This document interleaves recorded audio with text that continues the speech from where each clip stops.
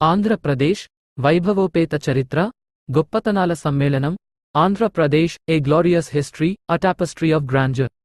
ఆంధ్రప్రదేశ్ చరిత్ర ఒక గొప్ప గాథ, రాజవంశాల పాలన, సాహిత్య ఔన్నత్యం, సాంస్కృతిక వైభవం, స్వాతంత్ర సంపాదన కోసం జరిగిన పోరాటాలతో నిండిన ఘనమైన ప్రయాణం. ఈ చరిత్ర తెలుగు ప్రజల గొప్పతనం, వారి పరాక్రమాలు, సంస్కృతిని ప్రతిబింబిస్తాయి. నేటి ఆంధ్రప్రదేశ్ రాష్ట్రానికి దారితీసిన ఈ చారిత్రక ప్రయాణంలో కొన్ని ముఖ్యమైన మైలురాళ్లను చిత్రాలతో సహా పరిశీలిద్దాం. ఆదిమ కాలం నుండి రాజవంశాల పాలన. ఇక్ష్వాకు వంశం సా.పు. 2 నుండి 3 శతాబ్దాలు. సంబలూరు లోయలో ప్రారంభమైన ఈ రాజవంశం ఆంధ్ర రాజకీయ, సాంస్కృతిక పునాది వేసింది.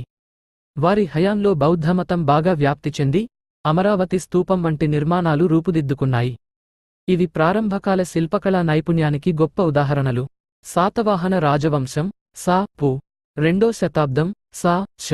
3వ శతాబ్దం.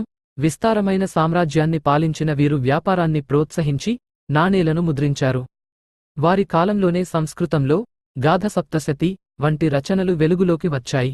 వారి పాలన కళా, సాహిత్యాలకు ప్రాధాన్యత ఇచ్చింది. సలంకాయన రాజవంశం సా.శ. 300 నుండి 440. వేంగి రాజధానిగా పాలించిన ఈ రాజులు బౌద్ధమతం, జైనమతాలను పోషించారు.